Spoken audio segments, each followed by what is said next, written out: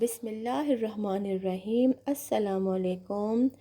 جی ګرانو کتونکو، تاسو ته د کرن په دیسی ټوټکې اینډ کوکینګ کې یو ځلې بیا هرکلی وایم. جی ګرانو کتونکو، امید دی چې تاسو ټول بخیر خیریت سره وئ. جی ګرانو کتونکو، ستاسو سره چې نن ځکه مې دوه خاص بهترینې نسخې شیر کومه، نو هغه د کانسۍ دپاره دی. یو وي خشک کانسي او یو وي بلغمي کانسي. په یخنۍ کې دا مرض چې کم دی نو دا لږ زیات شي او هغه زموږ دپاره ډېر پریشانۍ باعث جوړیږي. خو تاسو بالکل مه پریشانه کیږئ. د دې لپاره ما تاسو ته دیسي نسخې تیارې کړي دي او تاسو دا استعمال کړئ انشاءالله، او بیا ما ته خپل فیډبیک راکړئ چې دا تاسو لپاره څومره کارآمدې دي.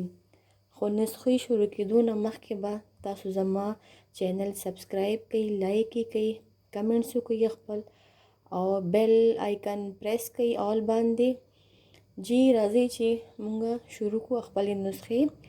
ټولو نه پهله به زه تاسو ته خشک کانسي چې کومې کې بلغم نه صرف خشک کانسي او هغه ډېر پریشانۍ باعث وي، نو هغې لپاره به تاسو صرف او صرف زیتون تیل دا والی. خشک کانسۍ کې به تاسو صرف او صرف د زیتون تیل دا به تاسو 3 ورځې نیمه چمچ هاف ټي سپون به تاسو چې شپې کله تاسو سملئ او بس دا به دا شانتې فل نه لږ هاف والی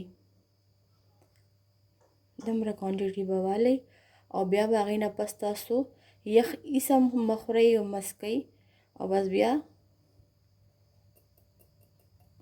هغې نه پس تاسو ایسم مالئ او 3 ورځې تاسو صرف او صرف دا زیتون تیل استعمال کړئ، ځکه چې هر یو دوایي 3 ورځې نه پس خپل اثر شروع کوي.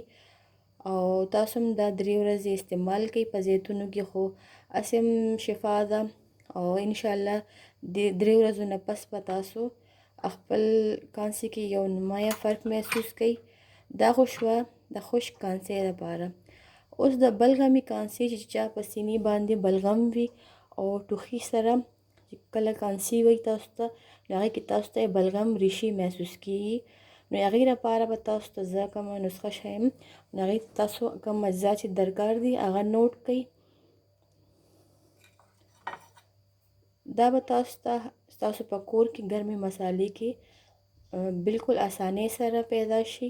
دې ته دارچینی وایي. دا د شانتي فارم کې سټیک وندي، خو دا به تاسو د شانتي بیا پوډر کړئ. دا دارچینی دي، دا پوډر کړئ او دا شانتي خپل اندازې په مطابق چې تاسو دا څومره جوړوئ هغه به جوړه کړئ. دا تاسو هفته میاشت هم محفوظ کولی شئ. دا به دا شانتي یو چمچ والی.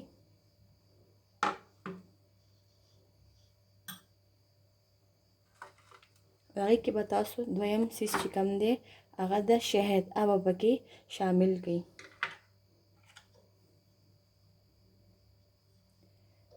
دا نسخه تاسو خپل اندازې په مطابق چې څومره جوړوئ جوړولی شئ. دا بالکل نه خرابېږي، که هفته میاشت شي یو بوتل کې کېږدئ، هغې نه پس بیا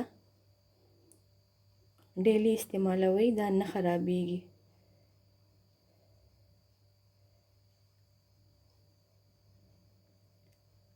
دا کوانټیټي تاسو باندې ډیپینډ کوي چې څومره کم او زیاتې جوړوئ.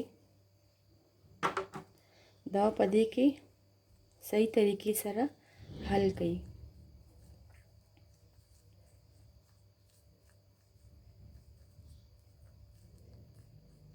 ګرانو کتونکو، دا دواړه داسې دیسي نسخې دي چې دا تاسو استعمال کړئ، تاسو ته بالکل نمایه فرق محسوس شي.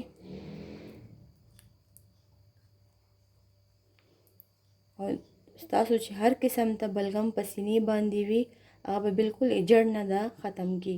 نو دا بالکل دغمره کوانټیټي کې تاسو د شپې چې سملئ هغې نه مخکې اخلئ، او هغې نه پس بیا تاسو یخ اوبه یا نور څه دغه شانتې مه خورئ مسکئ هغې نه پس، او دا تاسو یو هفته استعمال کړئ ګرانو کتونکو، نو هغې نه پس به تاسو ته یو واضحه فرق محسوس شي. نو امید ساتم چې تاسو دواړو به دا نسخې خوښې شوي. که ستاسو دا نسخې خوښې شوي نو زما چینل ضرور سبسکرایب کړئ او بیل آیکن پریس کړئ چې زما هر یو نوی ویډیو ټولو نه پیله تاسو ته راځي. نو که دا نسخې مو خوښې بس خپلې دعاګانو کې مې یاد ساتئ. بیا به انشاءالله یو نوی نسخې سره ستاسو په وړاندې حاضرېږم. نو هغې پورې ماته اجازت راکړئ. د الله په امان.